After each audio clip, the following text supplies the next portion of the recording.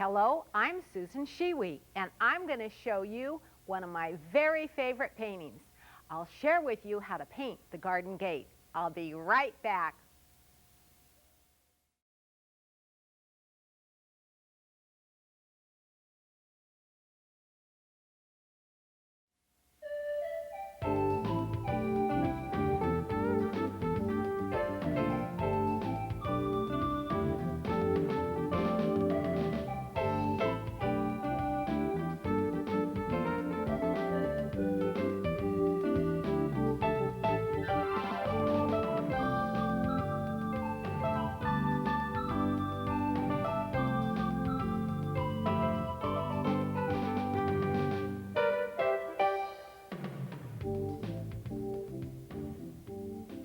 I just love this painting. I'm going to be showing you how fun it is today in my workshop, and I thank you so much for joining me. I hope you're going to want to do a painting much like this, as it's such a favorite of mine. Now let's look down at my surface, and I've already put some tape on here. I've put watercolor tape on. I'm going to pull this back a little bit so you can see what I've done. I've taken this tape, and while I could have used my blue block on there, which is a blocking agent or a frisket, I can use this, and it's really handy because I can just put this watercolor tape down and it works as a protection. You can see I've got that whole gate area protected. I'm using 140-pound paper. Sometimes I'll use even a heavier weight paper when I want to do a larger one. You might think about using a 300-pound paper. And because of the large size, I'm going to reach over and use one of my larger background brushes. You can see how it's cut at an angle. It goes across the surface more easily. I've really had fun with these larger background brushes. It's synthetic. And I know traditionally we have all thought of natural hair brushes, and I do have some that I use. But what I have discovered is that sometimes those natural hair brushes bring in so much water that you can get in trouble because you get it so wet you don't know how to handle it or what to do with them. But now, let me explain it. Natural hair will absorb and hold water just like a natural sponge. Synthetics, well, they will pick up the water. They are not going to pick up as much, just as if you were going to use a polyester or a synthetic background. So that's the difference. Any natural hair is more absorbent, and but these synthetics work so well. Got such a nice chisel. Now what I've done on them, as I've been working on this background, I have wet this enough to get a shine, and I hope that you can see that shine on the paper. I'm going to try to roll it. There's a tendency not to get it that wet when you're working with it and to get it more matte. Some of you kind of get afraid of it, or you just kind of pitter-pat on it. Duncan, get that thing wet up here. In fact, sometimes on this you could use, I can even come in because I want this really wet. I can spray this with a spritzing bottle and I can get it really dark. Now, where do I get my ideas from things? And before I start this, I want to share real quickly with you where the idea came from. And I'm going to show you this photograph. And the photograph is one that I was at. We were driving down the road, and I said, wait, stop, go back. That is just the neatest fence. It's got that dark shadow of the trees behind. And then certainly it didn't have the pretty flowers out in front. So that's where you kind of come back in and you get a little of your own inspiration in it. And that's why maybe you want to collect 2 or 3 different photographs and put them together. But sometimes that's where you get an idea, so you can see how dark it is behind there. Now, I'm going to get up here and I want to get some greens, and I've got hooker green and I've got hunter's green. They're both really pretty. And I also want to get some indigo. I want to make it really dark in behind this fence line. So I'm going to put these on. I'm going to crisscross through here. It's a large size painting. You could do these in such a variety of colors. And in fact, I did one of these with just blue flowers, and I did one with more pinks. And it was hard to really figure out which one I wanted to have as a favorite. Now, see how I'm getting this kind of nice mottled texture. And as I'm doing that, what I mean is I'm getting light and dark areas. And those areas will make you think as though you're kind of looking back into the wooded section, kind of like you're seeing something back in there, and it's not real defined. I want to come down, leave unpainted areas where I'm going to put my foliage coming in there, or my flowers coming up. I want to have that uneven. This is real kind of blocked in there. Now, I'm going to come back in here. Watch, I'm very lightly going to spray. spray through there, and as I'm spraying this with a sprayer, I can wet an area.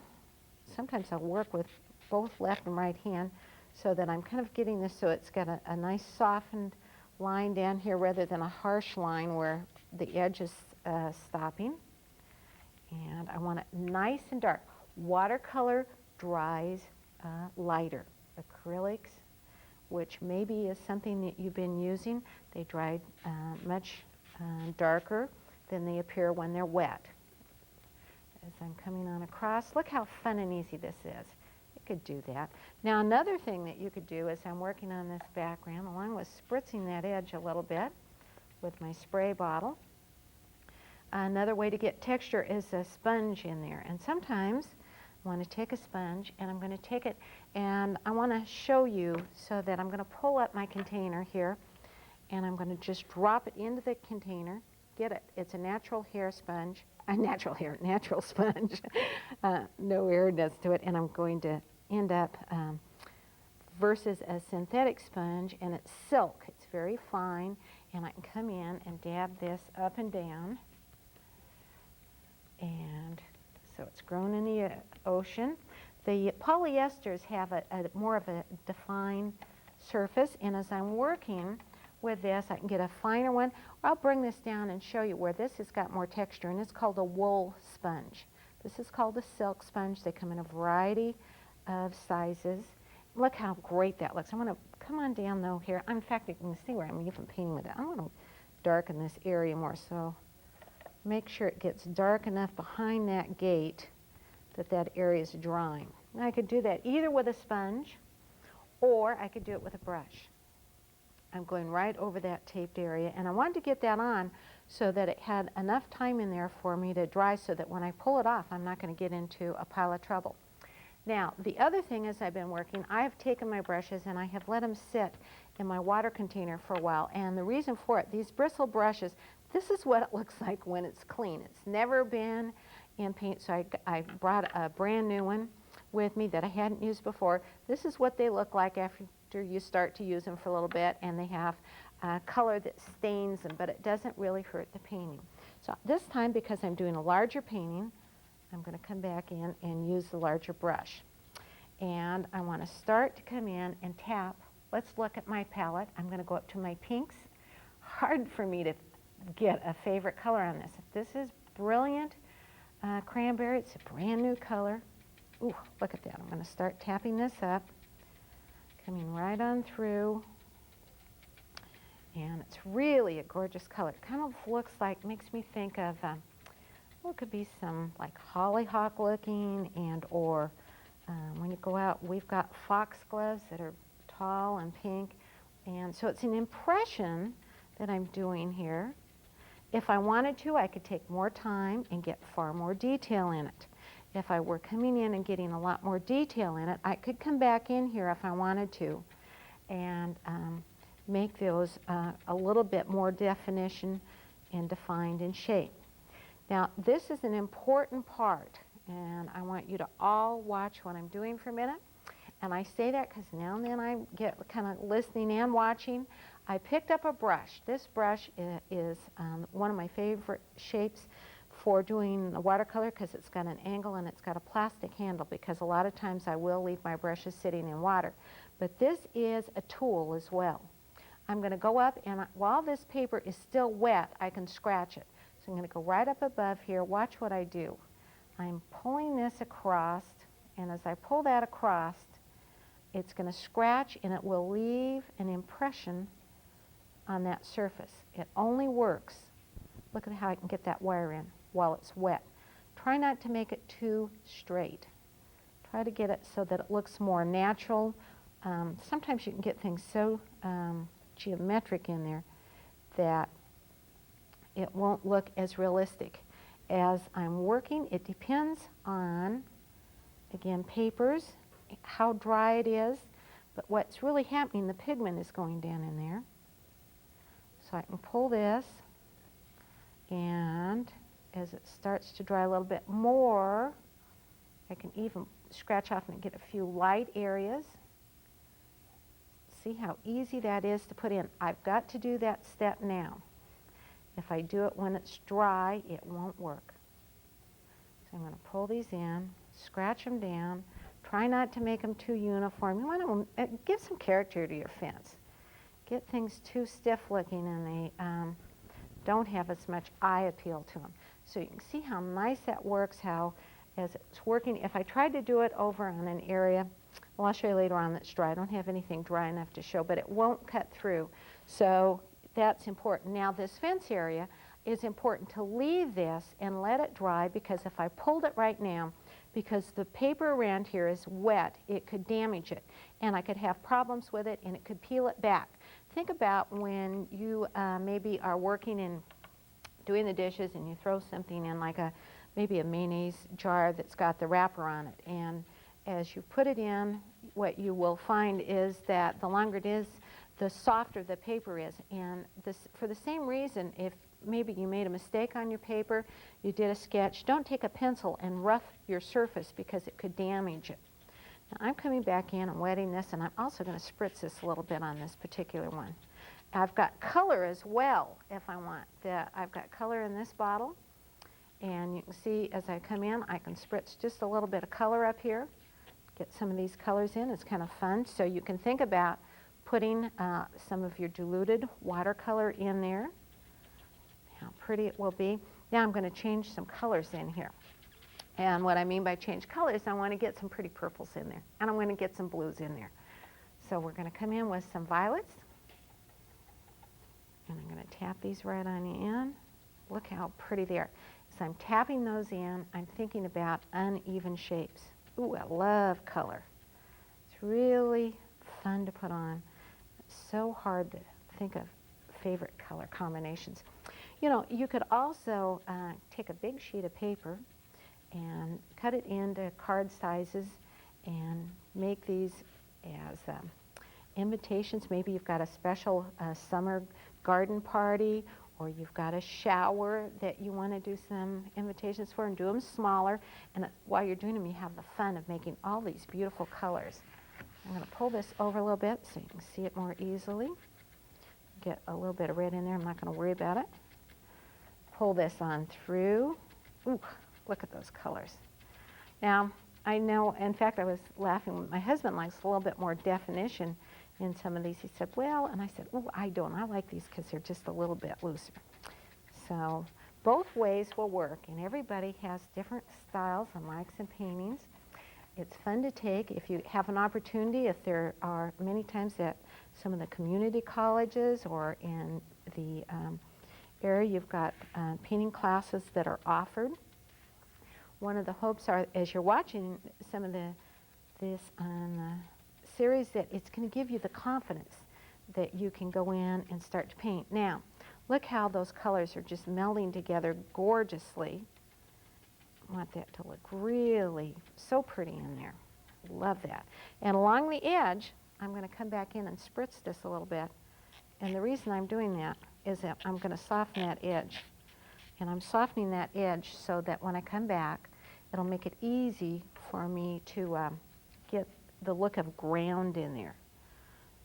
So even though it's one of the larger paintings that I've done as I'm doing this series, it's also one of the easier ones. So you can't always tell. Sometimes something looks like it's going to be really tough, and it's easy to paint. And then the next time, something looks like it's going to be really easy to paint, and it can be a little bit on the tougher side. What I've tried to do is share with you paintings that, especially if you're just beginning, that would be fun and would not discourage you. There's nothing worse than starting with something that's so hard that you don't have fun. I'm going to be able to have fun doing this. Now I can see as this is continuing to dry, now I want to get a few greens in there. I've got all my color in, and the reason that I didn't come in there with those greens, you want pretty bright colors, and if you get greens in there, you can get a mucky color. So start out, whether you're doing yellow or orange or pinks or blues, whatever color, then add your greens, because greens are always easy to get in there. So I'm going to come back in now. Hunter's green, a little bit hooker's green. I want to come in, tap this, getting just a few daubs in there. If I wasn't sure where I wanted to put my greens, I could wait a little bit and let that dry. Coming on in. those colors luscious? Ooh, it's fun to get in.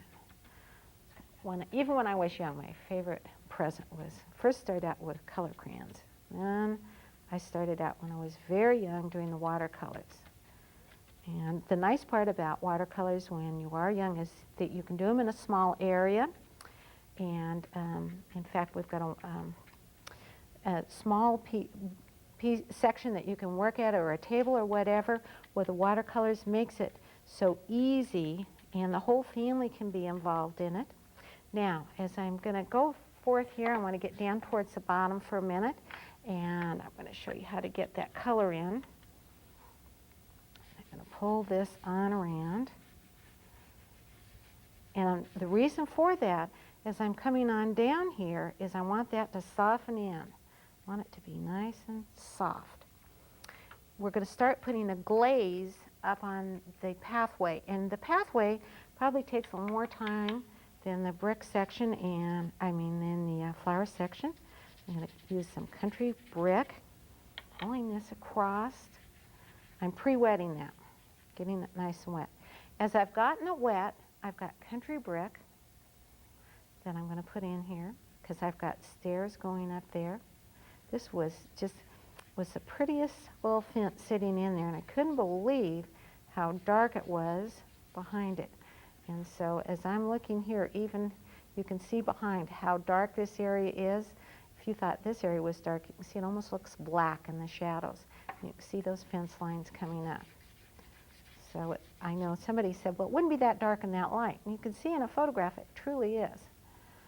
Coming on around, country brick down below, and I'm going to do this with a little bit bigger brush coming on through. I'm going to pull this down, and as I pull this down, I'm wetting it. I'm going to come back in and I start adding color. Look how those colors just blend together so nicely. If I had not wet that, these colors would not have fused in there, and it would look funny. It would give me a hard edge in there.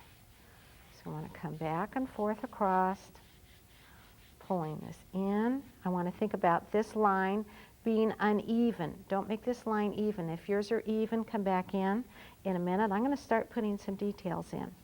Look at how the variety of having it light and dark makes it look better. Now, as I'm letting this section here kind of set up a little bit so I can do some glazing, and glazing means I'm going to put more layers over it. I'm going to come back in and peel this off. So as I peel this off, you can see that what I put on here is a special tape. It comes off easily. As I'm pulling it back, you can see where I got a little bit of color underneath it, but that's all right. It's going to help me actually. And don't use masking tape. This is heat sensitive as any tapes are, so I don't dare put it on and put a hairdryer on it. I shouldn't put it in the sunlight. Don't put it in a window where the sun's going to bake into it accidentally. Don't throw it in the back end of your car. Well, I'm giving you all these ideas because, you know, sometimes you'll be going to painting class and you'll get this ready and you throw it in maybe in the back end of a car or van or something, and the light will come through and you do all this beautiful painting and the tape will stick. So you want to make sure that that tape comes off. You can also make sure that you test it with some of the different papers, which make a big difference because as you're working, some papers work better than others. Get that sticky tape out of there. Now, as we're working here, I want you to look at the fence, and we're going to go back. Look how light it is. And you can see here that there's some of the little bit of color that has sort of seeped through. I'm going to use that to my advantage. And when I come in, you can see where I am picking up just a little bit of color, and I'm actually picking up some of the color off my background. So that rather than adding a whole lot of color yet, just come up beside your background and start in pulling just a little bit of that wet background color through. It doesn't matter whether you use burnt umbers, whether you use greens. If you just joined us, the background color that you're seeing that I'm pulling is Hooker's Green with some indigo and some Hunter's Green is what's in there.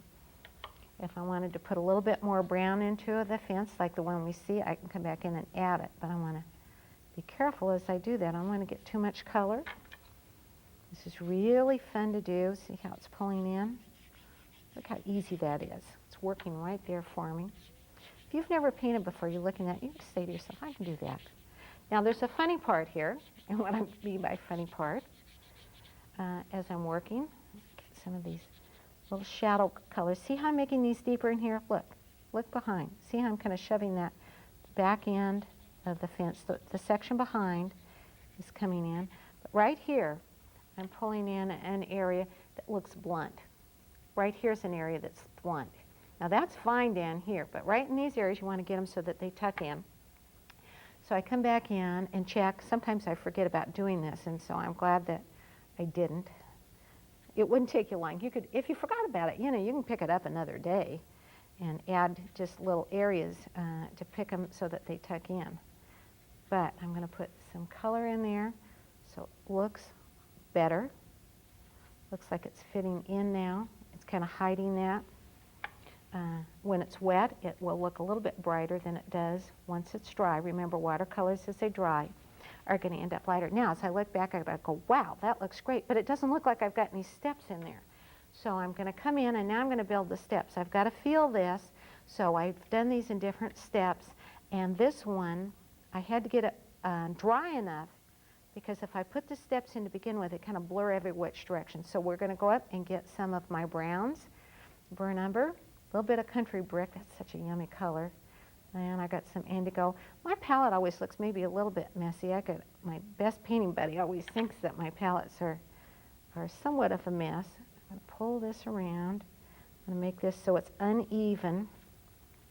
I don't want to make it too uniform going across there. In fact, I'm going to get just, you can see it looks more like when we were out there was a lot of kind of, it looked just like an old garden area. It was so pretty, but don't get the color too uniform. Kind of blop it. Come in here, blop it a little bit. Technical word, blop, dab. Just put that on there. Look how much better that looks on there than it did before I put the step on. It's coming back in.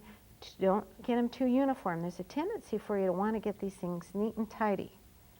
So I'm going to make another step coming in here. Don't worry about making it that neat and tidy. It'll look far better with a little bit more of a ununiform or not being quite so smooth. It looks great that way.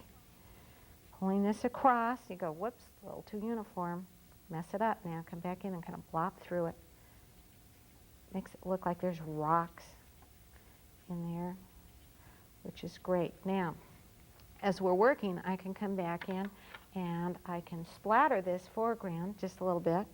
So I'm going to come in and just flick this with my finger. I'm flicking it. And as I'm flipping that, I'm getting kind of a splatter technique. Makes it look like rocks are in there. Look at that. Look how neat that is. So that I get a real kind of lot of variation. And sometimes I'll put that on with a sprayer as well to get those rocks on. Now for finishing detail. You can kind of sit back, you can look at it, and I can come back in, and I can put lots of little individual grass blades. One of the things you don't want to do at this point, you go, this is no time to wreck this really pretty painting. You want to come in, and you want to think, don't pull all your grass blades coming from the same section. Tap them unevenly. Let them come up, just pulling in, got them coming through. Some of them I can put on with a liner. I've got very little paint on the brush. I want to think about adding darks and lights as I'm coming in. Pull it up. Don't make it even. Think about making it even. Uneven is going to make it look better, I should say. Soften edges. It's a great time to come in here. Get all this little detail, pulling up the blades of grass. And of course, as I'm doing this, I do it up much faster than what many of you would do. But I could also use, as I'm doing it, just little sections of it. Look here, just using the section of the gate. Doesn't that look pretty? So don't, as you're working, if you don't like an area, and maybe you get it maybe just a little bit less than wonderful or the way you want it, you can use just a part of something and see how pretty it is. So kind of move mats around. Usually I have a couple mats as I'm working in my studio handy to check and make sure that I've got enough area covered. And you can just come back in and put more and more detail in it. Now and then it's wise to know when to stop. If you feel like maybe you've worked for a long time, I've got a glass, it's a reducing glass, and this reducing glass would make something look smaller, as you can see right here. And that also is an aid to me to make sure that maybe I can see if I've got enough contrast. So those are reducing glasses that make things, they're real handy if you're just sitting close to things. And as you've watched me do this, I hope that it's been one of your favorites to watch as well, and that you're going to want to do a painting just like this. Thanks so much for joining me.